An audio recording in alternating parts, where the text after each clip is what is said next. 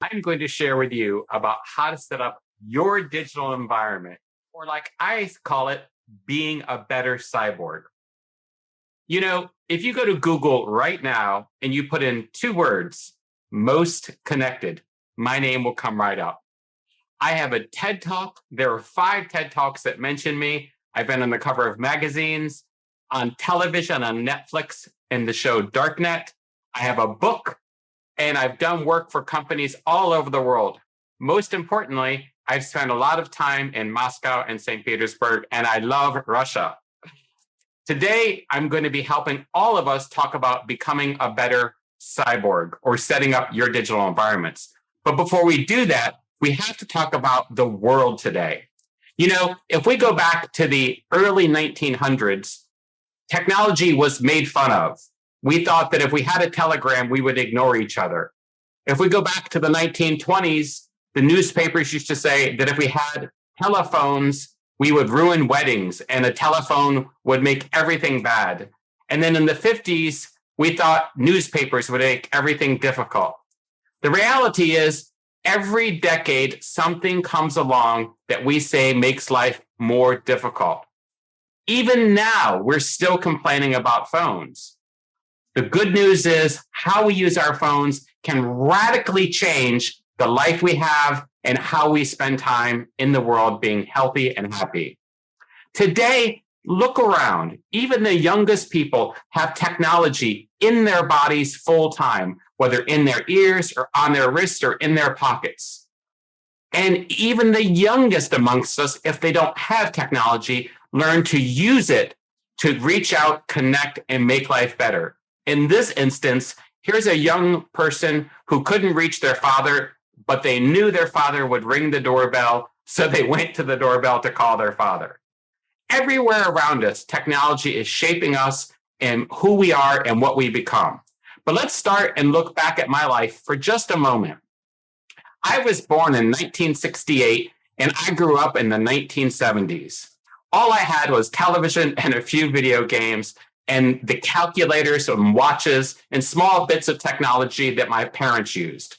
But by the 1980s, my bedroom was full of computers. By the 1990s, I had it in my pockets and I was carrying it around. And by the 2000s, my office and home were surrounded with hundreds of computers. Today, life is just like that. But for me, in 2008, all of this hit a wall, crash. Because at that point, I had become overwhelmed by the technology. I was 40 years old. I was on different heart medications. I smoked a lot of cigarettes, drank a lot of soda, and I'd even been to rehab once. My life was a mess. So I thought to myself, with all the technology in the world that I have access to, what could I do to get better? To do that, I looked at all the devices in my life every day, and I said to myself, why don't I know as much about me as all of my devices? Then I thought, what if I built a way to display everything that I did on these devices in real time? This is something you can do today easily, but in 2008, it was radical. My idea was to take all the information, anytime I sent an email, posted on social media, had a drink of water, and it would automatically understand what I was doing and write to my Google Calendar. My Google Calendar back in the 2000s filled up with thousands of entries that let me go in and search and understand how I was spending each day. Simple things that we think are meaningless ended up meaning a lot. For instance, putting things on social media where I was drinking too much or unhealthy, my friends loved those and they interacted with them a lot. But if I went out for a walk and tried to get healthy, not so much. If I spent too much time streaming television, I procrastinated. And if I went online and complained, I was usually more mean to people in real life. Almost 15 years ago, these insights helped me take control of my life and make my life different and better. But the most radical thing happened to me in 2016 during this change, because I got married. And getting married means how you use your technology changes. So I had to look at my whole life once again and go beyond a Google Calendar and think about how me, my family, all interacted with each other. Because now it just wasn't me, it was we. And that meant my spouse, our animals, my business.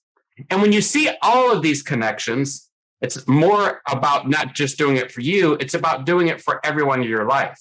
You are faced with one question. What's important? You have so much data, whether it's on your Google Calendar or in your phone. But for me, this was a big deal when I thought about everyone I was connected to, children, spouse, and animals. So I created a system to actually log and map what I thought was important. We call these values, things like health, home, family. And these values allowed me to link to everything from paying bills to coming to events to even picking up my phone and which apps I used. It starts really with, for me, in the end, how I looked at my home. Because my home had to be set up for comfort, and anyone could do this today, but it also had to be set up for safety. And we all know today, with so much change in the world, technology and safety are intrinsically linked together. So that meant at my home, looking for the big things that could affect it, like floods, because flood is something we have here where I live in Houston. But beyond floods, fuel shortages, air pollution, electricity outages, even water outages are all common. So all the technology to help make me better extended to my family and to my home. And the technology that we put in and around the home, such things like rain gauges or security cameras, or even tying our technology to the bridge that lets us know how high the stream is. This is important because technology now in my life extends not only to my home, but to my pets. Today, if our pets get out or get lost during a disaster, they're hard to find. If our pets are unhealthy, not getting enough exercise or itching too much, we can tell. But what about your life? What can you do today? Well, the first thing we need to talk about is becoming cyborg. Every single one of you is a cyborg. Hopefully a happy cyborg, but by the end of the talk, you'll be happier. But what is a cyborg? You are a cyborg. My friend Amber Case in 2010 had a great TED Talk called We Are All Cyborgs Now. And the term cyborg doesn't mean a robot, doesn't mean an android or something from science fiction. It just means an organism or a person who uses technology to enhance their lives. Think about your phone for a moment. It looks like just a phone, but all the things your phone does boost who you are and what you can do. Everything from making sound lighter or the screen softer, everything from recording the environment around you to connecting to your home to condition it. The way we think about how we're all connected to our devices needs to radically change today and for the better. Because over the next 10 years, the way that you are surrounded by technology is going to radically change your life. And that means we need to talk about this positively. Because in the past, the decisions we made here in red and the decisions, here in black, and the decisions that computers made here in red were about equal. But today, they are growing exponentially. So things you think you do automatically are probably being influenced by the technology around you. There are 3 cyborg environments that you need to be aware of every time you enter the world. The first one is biological. All the different devices and services that help you control your health. The second one we don't think about often enough is behavioral, the things that influence you to act and be different, like my Google Calendar.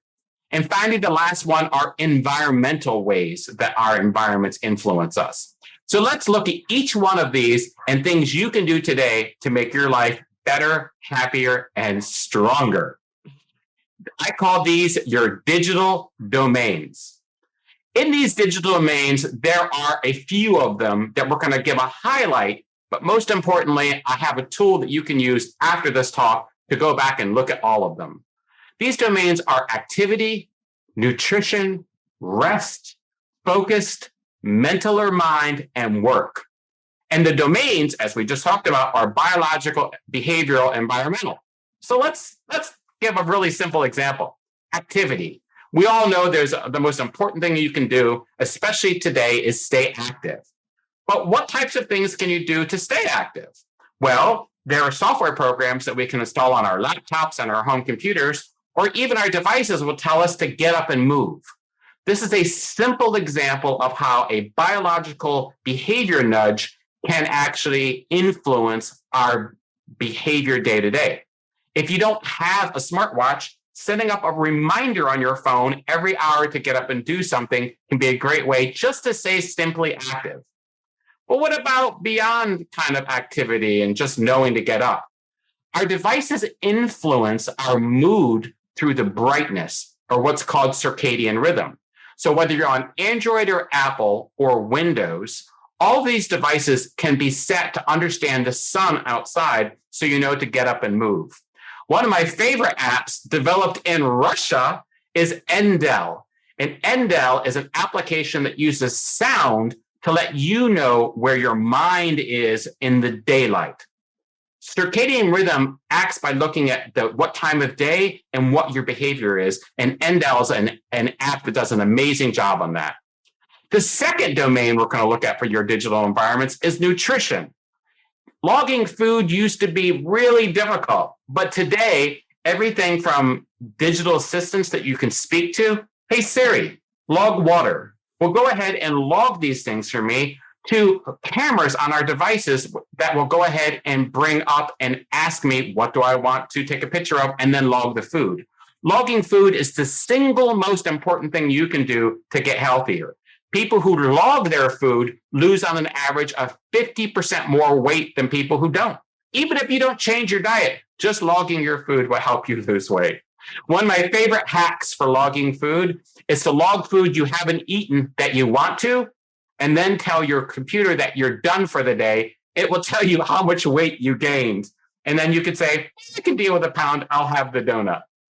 What about rest? To me, rest is the most important thing you can do after you've moved and eaten. Rest is so important that we sometimes forget to prioritize it.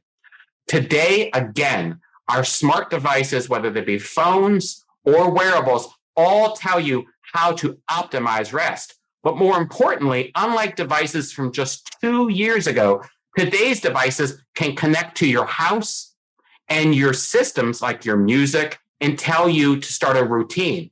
For example, in my house, at nighttime, the lights dim, soft music comes on, even the temperature lowers. So this is radically important for you to understand that your environments can be not only linked to the things you want to do, but help you get them done. One of my favorite apps is called Sleep Cycle. Sleep Cycle, you don't need a sensor to wear. It's free. It measures your sleep by laying your phone either on your bed or next to your bed and uses the microphone to know how much you're moving around. What I like about Sleep Cycle is it ties to the moon. So just yesterday was a full moon. And that means most people don't sleep well on the full moon. And Sleep Cycle can actually track that for you. What about non-obvious things like focus, how much we're paying attention and thinking and being well in our thoughts? Today, again, whether you're on Apple or Google or even other operating systems, how our devices track our time and allow us to put breaks and limit. Maybe you want to go out and exercise some more. One of the things you can do is put a limit on your social media until you've exercised. It's something I did back in 2008, and it's something you can do today without any programming. What about driving? One of my favorite things to do is turn on the sensor for when I'm driving so that if someone text messages me, it sends a message that says I'm busy right now. A little life hack, you can also use this for when you're in meetings or at dinner to let your friends know, I'm eating with my friends and family, I'll call you back in an hour. Think of it as out of office for food. One of my newest favorite tools that I shared with a friend of mine, Greg, are these. These are the new Ray-Ban Meta glasses. What I love about these is focus is they allow me to put them on and quickly take pictures by either speaking to them, hey, Facebook, take a picture. Or I can press a button and they'll take a picture for me. The other great thing about these is the speaker is built into the side, so you don't have to actually look at your phone. You can hear directions, listen to a podcast while you're watching the world. And then lastly, but not leastly, when we're thinking about our main systems, our mind. It can be overwhelming. Depression and anxiety can all be a bit much when you're thinking about technology. Today, there are ways to help you meditate, from screen programs to apps to wearables to even the Alexa in your house can help you meditate through smart assistants. One of my favorite new ways of thinking about how to optimize my environments is this, the Amazon Halo. This product actually listens to me speak all day long and gives me a score on how positive, angry, frustrated, or happy I am. And I can go back and look at who I was with and how I was feeling. Revolutionary. But what about work? We still have to find time to work today. One of my favorite things to do when I think about work in my digital environments is making sure I understand how I'm spending my time. It's very easy to get on your laptop or your phone and forget what you were doing. My favorite way of doing this is using tools to help me control my time. Two really simple ones that I love are email. Email allows you today to snooze or schedule email to send later. Now, this sounds simple, but being in control of your time by saying, I'll deal with that later, or I'll send that later, helps you relax more in the moment. But what about tools that help you do everything more on your computers? My favorite for that is something called Rescue Time that looks at the websites or applications you're using every single day and gives you a score based on what you say is important. Rescue Time is a radically cool tool that anyone can use, and they have free plans. Last but not least for work, something we don't think about enough is noise. If you've ever been someplace and tried to get work done when it's loud, it can be really hard. Today, watches and phones all listen for sound in the background and can alert you if it's too much.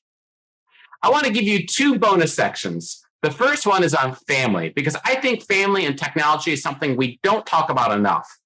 When you think about your family, just don't think about your technology use, but think about everyone in your family.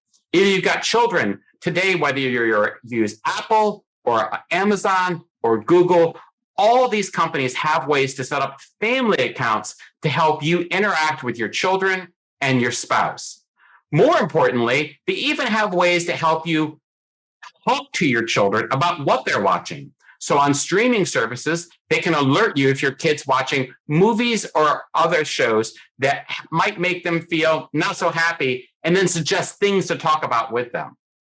Most importantly, at home in your house, everything from smart lighting to security cameras to your doorbell can be linked up to help keep you and your family healthier and happier.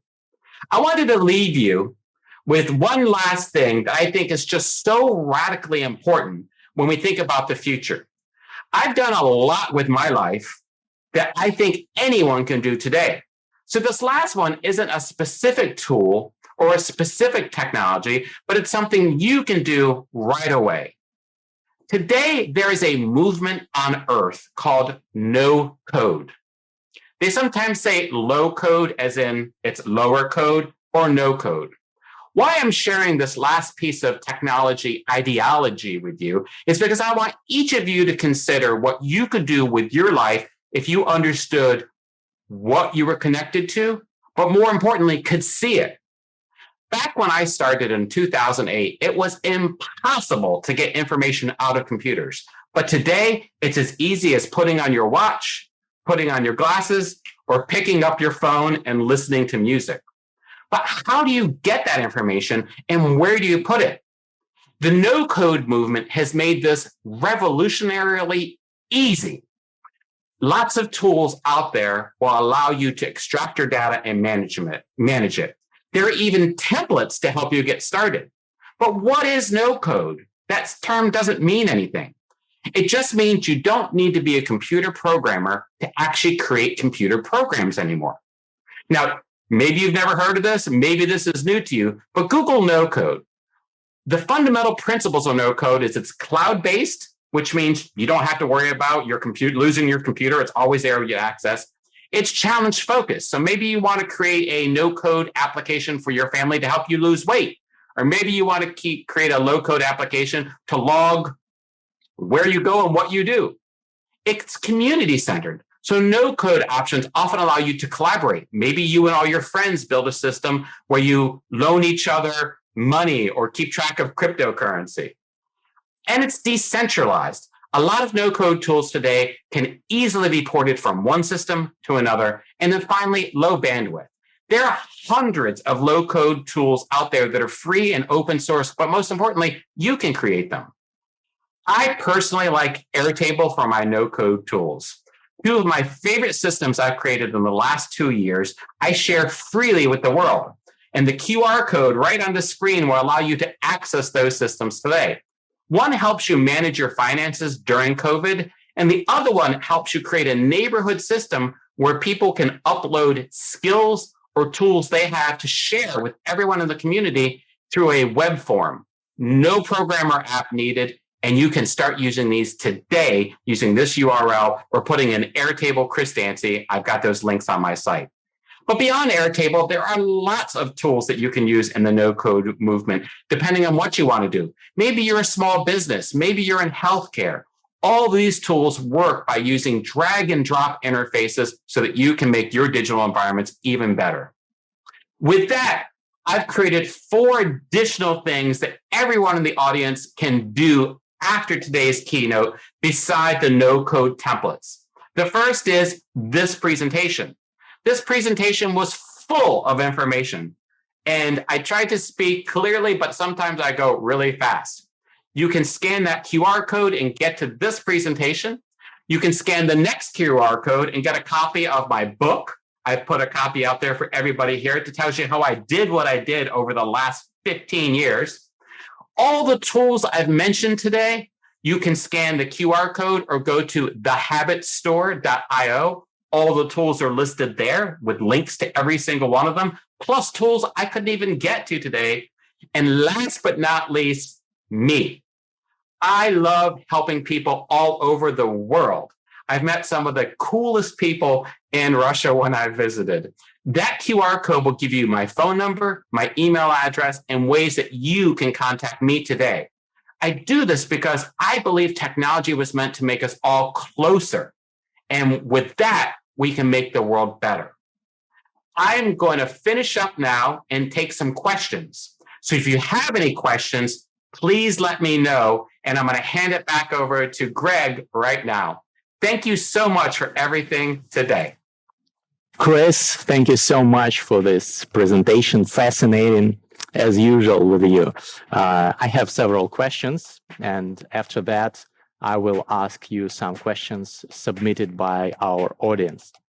The first one concerns privacy, because you mentioned that you share lots of data on yourself with technological corporations and startups, with the Amazon Echo, with other gadgets that you are wearing.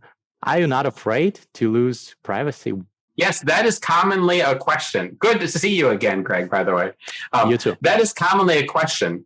I'm going to say something outrageous, so brace yourselves. I don't believe in privacy. I understand that people sometimes worry about governments and corporations. Governments and corporations are not going away. Our ability to be controlled by governments and corporations existed long before technology. It will exist long after technology, especially if you go back 100 years. There was no privacy. Everybody knew everything about each other because we lived so close together.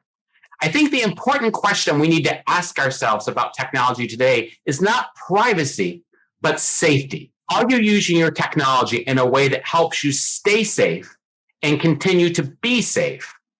We'll never be able to control the corporations and governments that watch us. We can control how safe we feel.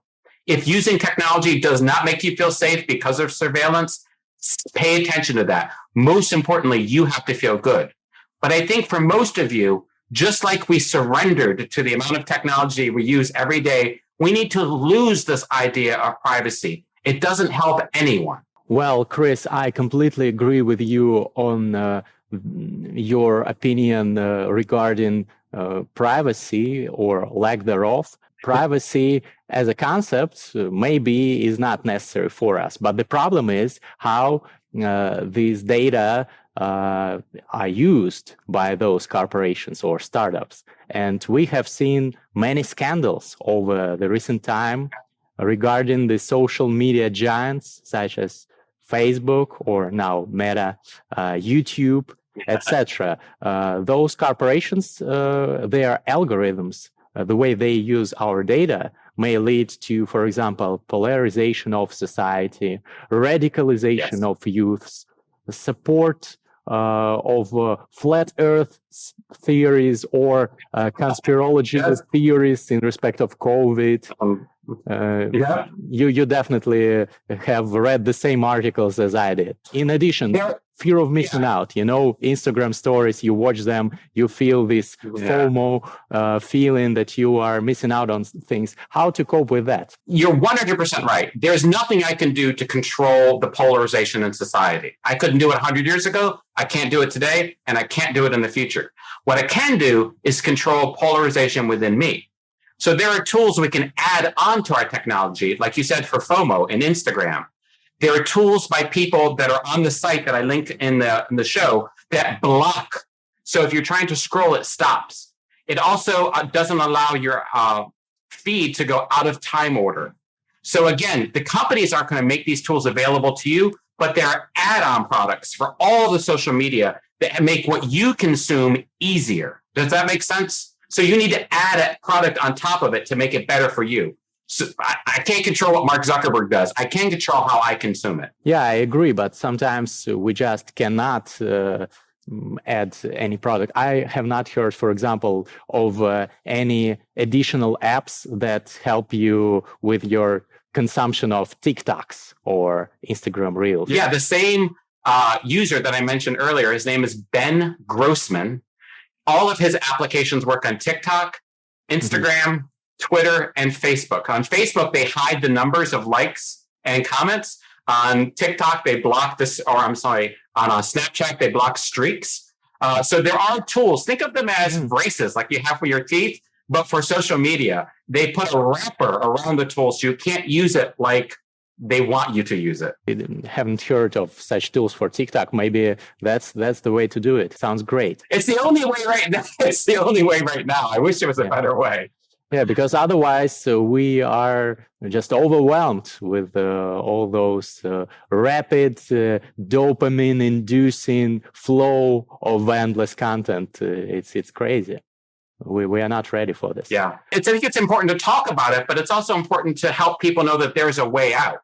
Do you know what I'm saying? Because if we just tell them they're hopelessly addicted, that doesn't help anyone. You bring us some hope today. Let's continue with the recent trend, the creation of the Metaverse or Metaverses by different companies. Facebook has declared its priority to create the Metaverse. Other companies followed. What do you think will happen with being a happy cyborg in the age of the Metaverse? If we all move there, will it be more difficult to remain mindful and happy? I'll be honest. The one thing I'm most worried about is the Metaverse. Until now, the technology we used had an interface, so I could look at it. I could put a wrapper on it. Do you know what I mean? Like I was saying for TikTok. Yeah. I can, on my keyboard, I can have it stop. But in the Metaverse, it's immersive, so I can't really put wrappers around things. The other thing about the Metaverse that is concerning is how everything is a digitized value with cryptocurrency and DAOs. So I think we need to be very careful about that going forward, because I don't personally right now see a way to get value out of the Metaverse. And what I mean by that is today I can extract all the value. Facebook takes all my data, but I take it back. Apple takes all my data, but I take it back. I don't know if that's possible in the Metaverse, but it's still early days. So I'm hopeful, but it's just too soon for me to see. Luckily, I'm over 50. I don't think I'll be alive and it won't matter. Now, Greg, you have to worry. I'm sure that you as a biohacker and a cyborg will live to see those days. Oh, no! Let's hope we'll figure it out, because there will be people, enthusiasts like you and the people you mentioned, who will build products for us to cope with the same problems in the Metaverse. How much memory in your gadgets does this combination of different programs take? Because you use a lot of apps monthly, I have about 5 terabytes of data back and forth to the internet. So I use a lot of data, terabytes of data. So it's very expensive. From a storage standpoint, I have data in the cloud. So I have 150 terabytes of just mail, but I've got close to an exabyte of actually life data in the cloud.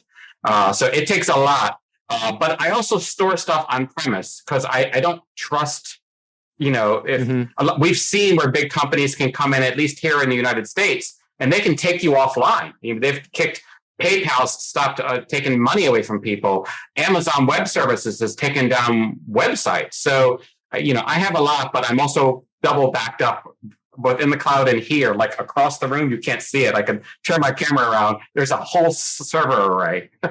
Wow. Not everybody can do that, but maybe not everybody needs to be as thorough as you are in recording. Start simple. Just back up your photos and your bank statements. I always tell people, start simple.